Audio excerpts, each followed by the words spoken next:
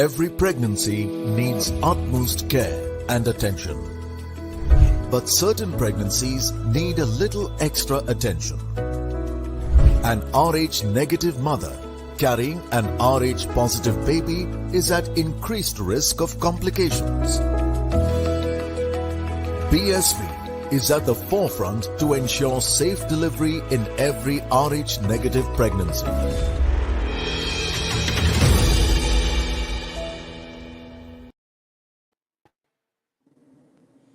Hello and welcome everyone to the mid-match show between South Africa and England, match 13. We've seen England win the South Africa win the toss, chose to bowl first. England put on 235 for 9. Is that enough? Is that not? I'm not really sure, and I'm joined by our two experts, South Africa's Dane Van Niekerk and Julia Price. I'm going to straight take to Dane because her wife, Marizanne Kapp, has just taken a fifer. Years in making, as what we were discussing backstage. Dane, you look super happy. Take us through those emotions as to what you're feeling right now, that what she's done on the field. Yeah, look, I mean, I obviously speak quite often to her, and I said to her, I'm rooting for her today, and I made a joke to her and said, can it be a quick game so that I can get a bit more sleep in? And she said to me, well, I'll bowl all of them out, So she tried. She tried. She made a joke, but I'm just so happy for her, and just obviously, as I said, she's very hard on herself, and it's just very pleasing to see that she got the five, especially at a World Cup. I think that makes it extra special. And, I think she showed her class today. I think she showed most of the bowlers how to bowl, and that wicket took the pace off. I sat here and laughed because she actually bowled like a leg cutter thing. And I'm going, wait, where did you... I know she's been working on it, but she generally goes to the off cut more often. And I'm going, well, okay, Mama's been working. So it's working. Julia, she bowled at the top, took those two important wickets, came down at the death, again took 3 wickets. Basically, any time that Marizanne Kapp was bowling today, England were feeling disturbed. Do you feel South Africa missed that trick of not bowling Marizanne Kapp in that middle overs when Beaumont and Jones looked to settle? Did they miss her there? Maybe a little, but at the same time, you're planning for a full game here. I mean, she was 2 for 15 off her first spell from 5 overs. I thought she bowled beautifully there. She didn't have to bowl too many off cutters, or she was just bowling nice lengths, just making it tough for the batters. I thought Plus bowled really, really nicely in that sort of middle section as well. And obviously, we were talking about Chloe Tryon just sort of tying up an end, and I thought she bowled reasonably well again. But I think. Yeah, I don't know if they necessarily needed Kapp to come into that middle section. I think it was a great partnership, and they were trying a few things. I think they were thinking that they were going to get out with a bit of slow bowling and taking the pace off, but probably didn't work as well as they would have liked. But at the same time, I think 235, that's competitive. They should be able to get it, but it's always going to be a tough one. I am going to come to that. We have the scorecard ready. I'll just take the viewers through what happened in that England innings. England, again, they had a new opener. Daniel Wyatt came in for Lauren Winfield-Hill. Couldn't do much. That was a great catch by Laura Woolward. Heather Knight also couldn't do much. So was Civil. It was 42 for 3 at one point when Beaumont and Jones tried to steady that ship. South Africa probably didn't capitalize. They didn't take a lot of wickets there. It was a 100-plus run partnership between Jones and Beaumont there. But after they departed, the lower middle order couldn't really do well to finish that particular innings. 5 wickets for Marizanne Kapp, 5 for 45 there, 2 for 23 for Masawata Class. I'm still not quite understanding that why didn't she finish her 10 overs. Ayabonga Khaka 1 for 59 there. The rest of the bowlers, yes, Chloe Tryon did try to steady that ship. We didn't see the best of Sunil, the bowler today. But yeah, coming to that particular partnership between Jones and Beaumont, it was great. 100+ run partnership at a World Cup is always certainly going to be good. Julia, do you feel that's going to make a lot of difference here? Um, Basically, did not start well, but that partnership did well for England here. Yeah, well, they absolutely needed it. They were 3 for 40 odd early on, so they really needed to. And with Heather Knight out early as well as Nat Siver, they really needed people to step up. We spoke about Amy Jones having to score runs. She hasn't scored them this tournament or for a while, in fact, but she did a great job today with Tammy Beaumont. They batted very well today. It's probably the most sensible I've seen. Tammy wants to try and be aggressive usually, and I think she was playing a very sensible innings when they lost Wyatt early, and also Heather Knight. She read the situation well, and they just accumulated some runs together and just got England back on track. So I thought England batted very well throughout that partnership. It didn't help South Africa because Shabnam Ismail went off injured. I think they were trying to bring her back a little earlier and to maybe try and break that partnership. They did change around their bowlers a fair bit, but unfortunately that loss. So hopefully it's nothing too serious. But they did try and challenge them a fair bit with the change of bowlers. But I thought they just did a great job, very sensible, and it had to finish in a bit of a run out to and a good ball from Kluss to get LBW for Tammy Beaumont as well. Excellent innings that. But I'm going to pose a question to Dane Van Niekerk here. Dane, we've seen England probably can start better. The middle order looks more or less set. But who's the finisher for England? You've played a lot of 100 there. You played KSL before. Now with Wyatt at the top, who do you have as the finisher? Basically, nobody is like Chloe Tryon or like Ash Gardner or, for example, Richa Ghosh for India. Who is that finisher that you see for England? Because right now they don't have any. Oh, well, I think Catherine Brandt, in my opinion, she strikes the ball a long way. Okay, let me put this question a bit more correctly. She's 36 already. May be playing her last World Cup. We want to see for the future, because right now, if we just see, nobody's able to smack that ball at will. Yeah, that now you threw me a little bit because my answer was immediately Brandt. I think there is a I won't say problem, because if you look at the England side, the only reason why it went up is because Lauren Winfield-Hill wasn't scoring. So she's still always there. So I just think it's just about finding that combination of what the opening partnership is going to be like, and then maybe slotting in Lauren Winfield-Hill in the bottom, in the middle order, and saying, okay, go find your feet there, go find your, I guess your form there. So I don't think they've got a problem. I think England's got massive, it's got a massive pipeline back at home. We saw it with 100, so I don't think they have an issue. It's just about probably finding that person after the World Cup, if Brandt decides to call it. If Brandt decides to call it, they certainly need a different finisher there. Let's come down to whatever. England, we've already discussed a lot, I think. So that was more or less what England did. It was 235, the score.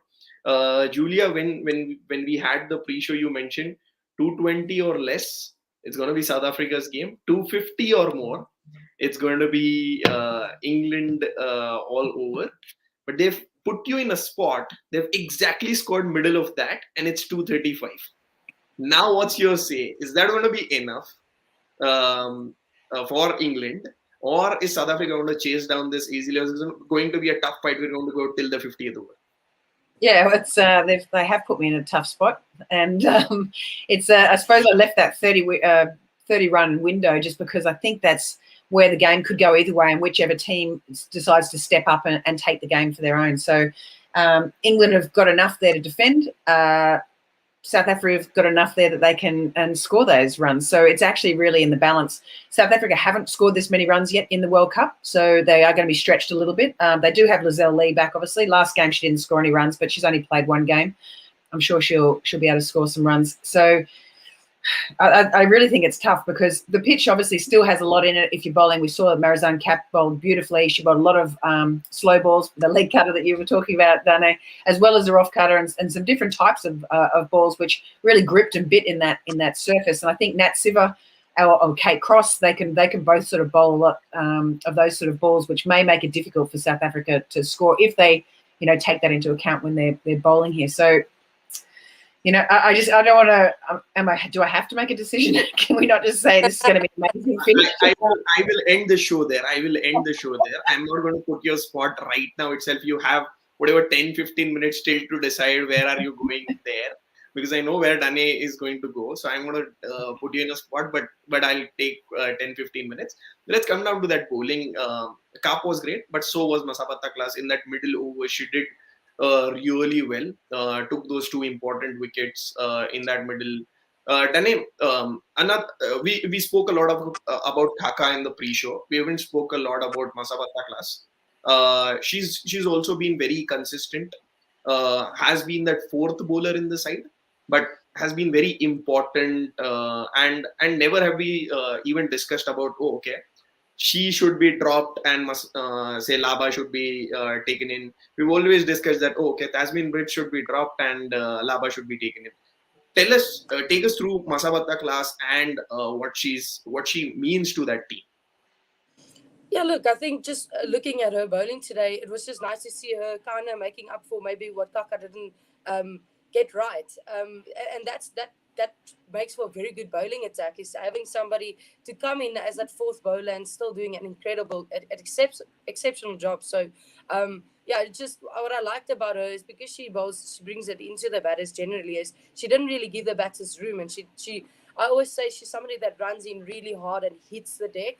And I saw that today. I saw that running in every single ball, trying to just hit that top of middle, and not really giving the batters anything to free their hands with. And I mean, we saw the back end there where she backed a field where she had everyone out on the leg side, and she still executed very well. And it's a hard field to bowl to, especially against Dunkley.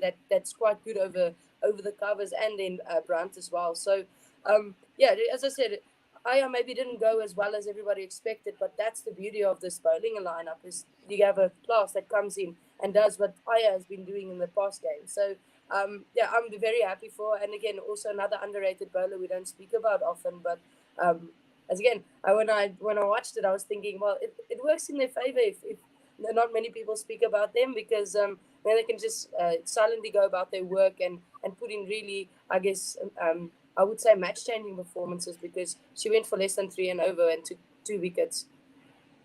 Less than 3 and over and 2 wickets in those 8 overs. I am still surprised why that 10 over mark did not hit. And I'm going to ask Julia about Sune Lee's captaincy, or what was that strategy going on? Because I'm going to take 2 important pointers. One, about her bowling. The first 2 overs that she bowled, it looked a lot wayward, low on confidence, didn't look the leg spin that she bowls.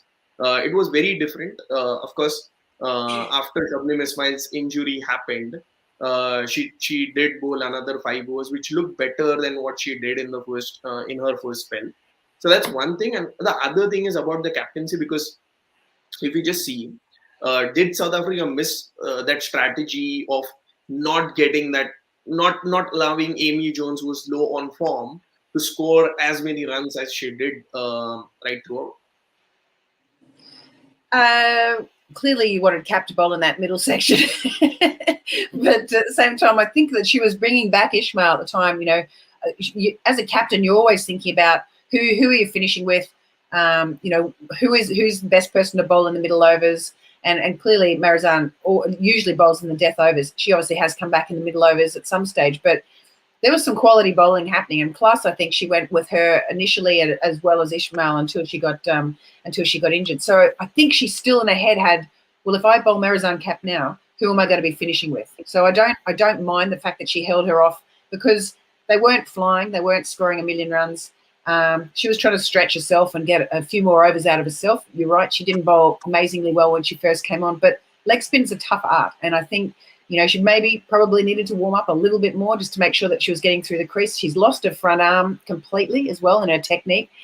which I think will really help. But as her overs went on and the spell went on, she did actually improve and start to get that real feel out of the fingers and out of her wrist as she was going. And didn't, she only ended up going, just under fives, which, a few of the other bowlers also weren't too far off that either. So I think it was probably good that she stretched herself and was able to bowl a few of those overs, but she's certainly not the first bowling choice, as we've discussed previously.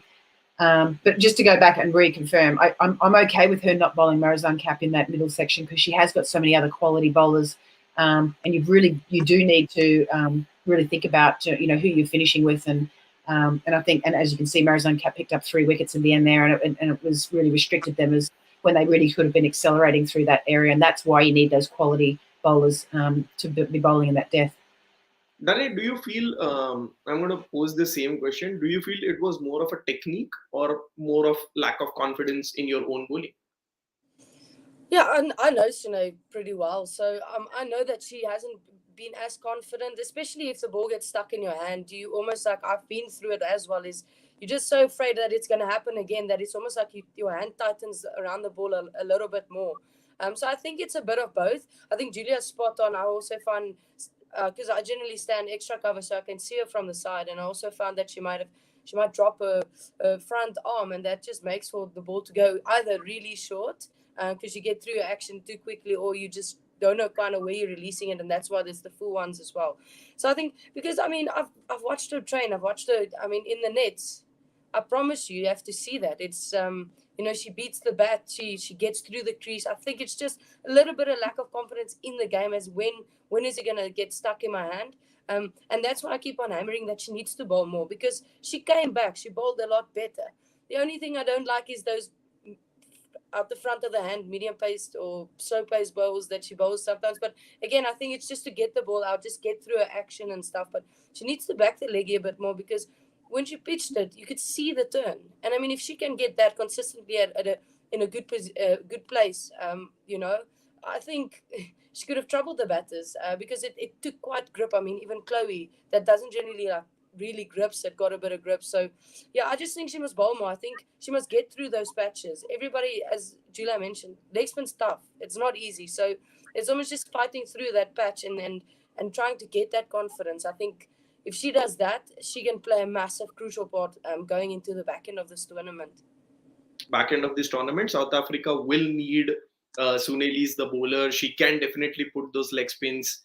No medium paces for her is what Dane van Niekerk will prescribe.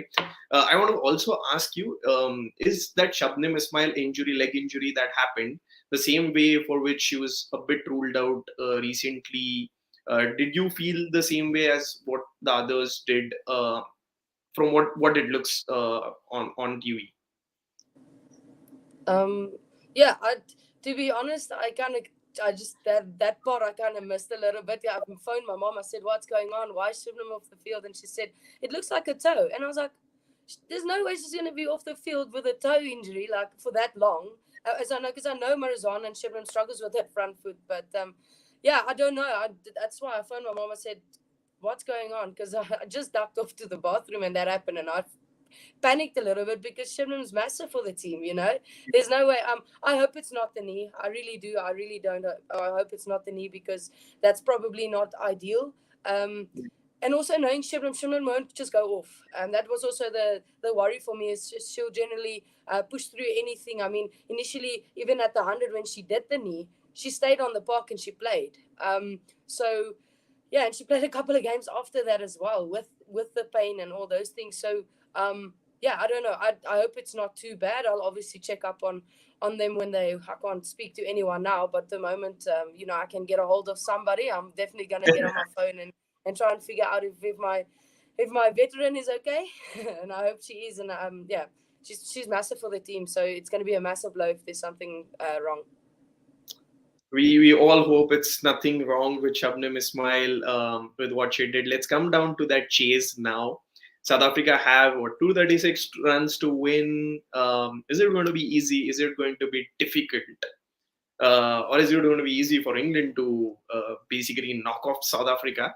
And what different things that they need to do? Julie, I'll come to you first. Who do you think needs to play the best role so that South Africa can win this particular game? Sorry, I think Laura Woolvart is a key at the moment. She's batting pretty well. She's got a really good technique, and there's no real demons in this pitch. It's just that someone needs that temperament, that patience to be able to stay out there, and I think she's definitely got that. Really good competitor. She's had a couple of scores so far, with 41 off 52 and 75 off 91. So she's looking really, really good at the moment. And around her, you've got someone like, I really like the balance of the South African team, except for that number 3. We haven't quite locked that one down yet. But generally, I think Lizelle Lee out there, she's going to be good. She can really attack early. We know what she can do. And that's the sort of, they need to really work through this power play and start to establish a bit of a base so that they can set it up for the rest of their team. Insune Luce, who's also been batting quite well. Obviously, Mignon du Preez hasn't scored the runs that she probably could have at this stage. Maybe sneak Chloe Tryon up there a little bit. She's been scoring some good runs as well, and just get that balance of their team. So if they have lost a hitter, maybe that's where Chloe Tryon can come up a little bit, just to keep that momentum going. They seem to be getting a little stuck in that sort of top order, and you just want someone who's taking that pressure off and allowing them just to rotate the strike and push it around. So to me, I think Laura Woolvart's essential. She needs to go on and get 100 and a big score, and she's probably in the form to be able to do that at the moment as well. Laura Woolvart is what Julia calls. 236 is not a huge score if we see the tournament, but for South Africa, definitely, because they haven't scored that big against either of Bangladesh or Pakistan. Dane, what is the approach that you would want South Africa to take? Do you want to see somebody like Marizanne Kapp at say number 3 or number 4, and Sunil is one of these, so that particular strike rate issue is also taken into consideration, and at the same time you are able to chase this? Because if you knock off England, you yourself create a very strong chance of making that semi-finals. Yeah, look, I agree with Julia there. I think South Africa must find a way. I think you've got too many similar batters, coming in simultaneously. So you've got Tasman that's starting slow these days, even though naturally she's an aggressive player. You've got Sune that starts a little bit slow, even though she has been batting very well. And you've got Mignon that's probably not in the best form at the moment. So it's 3 similar type of batters, and I think that's why South Africa is getting a little bit stuck. So yeah, I don't think there's anything wrong with trying up there, just trying to change the momentum of the game. Obviously, you just need to be smart about it and not go out and then South Africa's found wanting in the bottom order. But having said that, I think Trisha Chetty, the previous game, actually played a great knock, and I think that was a match-changing knock, and that changed from probably not as defendable score to South Africa can maybe defend this. So yeah, people sometimes forget the experience at the bottom there, but I think both teams should take a page out of each's book, out of the innings, and say, okay, what did South Africa do well that we found difficult, and we're going to implement that one when we're bowling. And also South Africa looking and saying, what did Beaumont and Jones do well that we can implement in our innings. So I think it's going to be a massive battle, and I think I agree with Julia. I think Laura is going to be key, and I hope Lizelle just comes off a little bit to get that confidence in the tournament going, because again she's such a world class and a destructive player. So I'd love to see Lizelle go well, and then they can't lose the early wickets, because then they're just going to put the batting lineup under pressure again. So just kind of finding their feet and identifying what they can chase in the last 10. You can take it to the last 2 overs, it's fine, but identifying how we're going to go about it and how we're going to get what we are happy to chase in the last 10 with however many wickets we want. And I think that's going to have to be the game plan. We've already seen one mother do well, Masabatta class. We hope the other one also does well. That's Lizelle Lee. Just for the viewers to get updated, there is another match going on between Pakistan and Bangladesh. It started with what? Pakistan were easily chasing this down. They were 155 for 2 when Bisma Maroof got down. After that, 183 for 3, 184 for 4, 186 for 5, 186 for 6, 188 for 7. So they basically lost about 5 wickets in those 5 runs. and are nearly down to 214 for 8 and need 21 runs of 14 balls. But the good thing is, their centurion, the first ever centurion for Pakistan in World Cup, Sidra Amin, is still at the crease. So there's still hope for Pakistan. What, it's 14 balls remaining. Let's come down to the England bowling lineup. But this was just for the viewers to get updated. Let's come down to that England bowling lineup. Every bowler is going to be important, but the good thing is today they have just one more bowler in their lineup. The breakout star to watch out for Julia. Charlie Dean is in that team. Do you feel she's going to make that difference, or is it going to be just Eccleston, the Brunts of the world, who always do consistently well? Julia, what's your take on that England bowling lineup and what they need to do to stop this South African team, especially the openers for them? Yeah, absolutely. I think that Charlie Dean, all she's going to do is actually just take the pressure off, knowing that there's another bowler out there. It's not about everyone having to just compete who normally competes. But as Heather Knight said herself, it's not their bowling that she's worried about at the moment. It is their batting. So the fact that they've brought in another bowler, all that does is just release that pressure a little bit more. So to me, they're going all right. Brunt's been bowling well. She's a great competitor. Matt Siver, I think, will be really effective on this pitch. Kate Cross, I said, also will be effective on this pitch. You've got someone like of the quality of Sophie Eccleston with a little bit of turn, which we saw in this wicket with her left arm orthodox. She's got good bounce as well.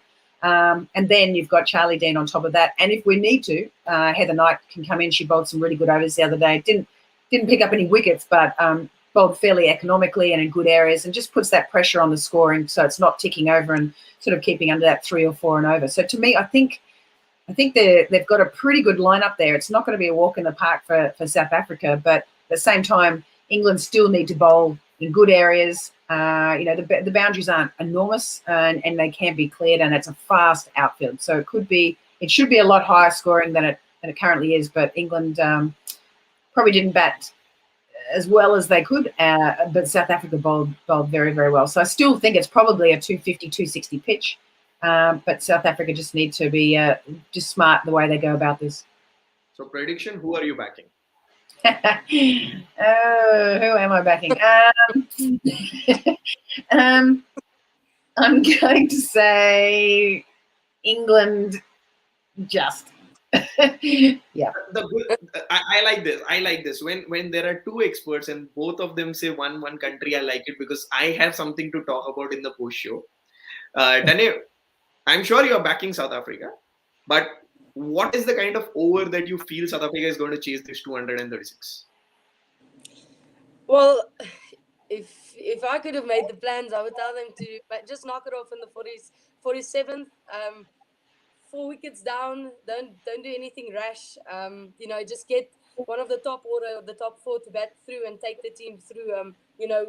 We've got Marizon in at 6. That she's in good form. We've got Chloe if they don't push her up, which I don't think. Sorry, Julia. Don't think it's gonna happen. But they still have that firepower. But it's just about allowing one of the top 4 to take it through, and then the whole, I guess, everybody else batting around that play. And who's it gonna be? I don't know. It's I guess a coin toss between, in my opinion, Lazelle and Wolfie. But Sunay has been very good as well.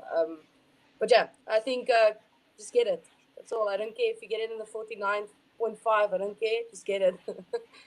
Just get it. It was Dane Van Niekerk says 1 for South Africa, 1 for England. Let's see who's going to win this in the post show. But the big update is the centurion for Pakistan, Sidra Amin, is gone. They're 216 for 9, 19 runs needed of 11 balls. Probably this is going to be Bangladesh's first ever World Cup victory. In that way, we're going to be joined by Marina Iqbal, Shadi Rajeshri, and Ashwini to take you with the post show of the Bangladesh versus Pakistan game. But here in for the mid show, we are done for now. We will meet you guys at the post show of the South Africa England.